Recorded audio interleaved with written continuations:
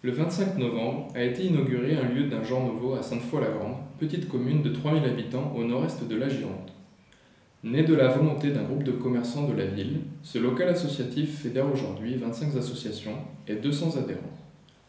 Cette maison répond à un objectif précis, revitaliser le bassin de vie du pays foyen et contribuer au lien social de cette communauté de communes.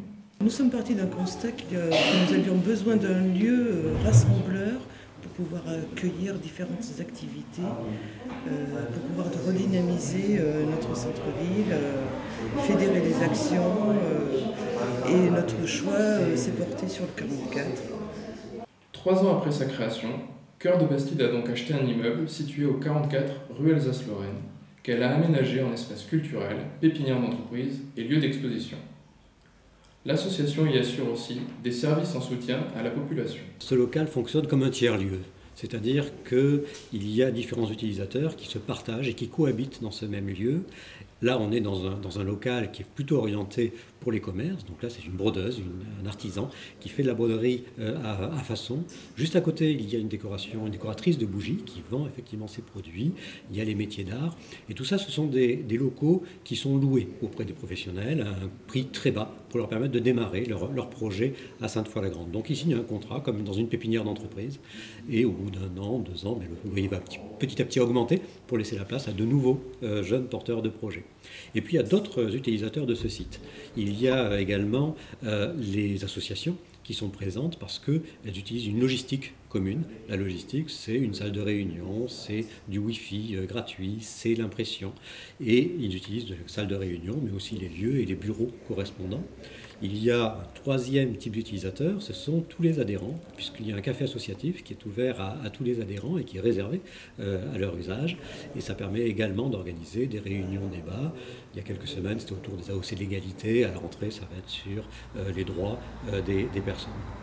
Et puis il y a encore d'autres activités sur ce lieu qui est vraiment partagé entre tous. Ce sont les activités qui sont portées par les professionnels du bien-être, puisqu'il y a tout un étage qui leur est consacré sur du yoga, de la relaxation, du massage. Et là, ils sont co-utilisateurs d'une grande salle de sport qu'ils partagent. Et cette co-utilisation, ils payent en fonction du nombre d'heures qu'ils utilisent chaque mois. À l'origine, professeur d'allemand, j'aime beaucoup la déco, j'ai fortement été influencée par l'Allemagne et les Allemands utilisaient énormément de bougies. La bougie est le signe de convivialité et donc j'ai décidé de créer non pas mes bougies mais mes compositions, c'est-à-dire que je chine énormément au niveau des vides-greniers, des recycleries. Jusqu'à maintenant, je vendais sur les marchés de Noël, mais ça fait 5 ans, oui, je l'ai fait pendant 5 ans. Le problème étant le transport, on abîme beaucoup de choses se décollent et j'avais entendu dire que l'association Cœur de Bastide proposait des locaux à des artisans et donc j'ai sauté sur l'occasion. Je connaissais quelques personnes, j'ai attendu pendant presque 1 an l'ouverture de ce lieu et j'avoue que c'est une opportunité remarquable. Sans l'association, je n'aurais pas pu prendre un magasin, ça c'est évident. Actuellement, parmi les artistes hébergés dans le local, s'est installée la photographe Elisabeth Herman qui réside près de Sainte-Foy-la-Grande. Elle se réjouit de pouvoir exposer ses créations sur Polaroid dans un des espaces du local. J'ai rencontré en fait une personne dans une après-midi festive aux Lèves, pas loin d'ici, qui travaillait ici. Et c'est comme ça que j'ai pris connaissance de l'association Cœur de Bastide que je ne connaissais pas.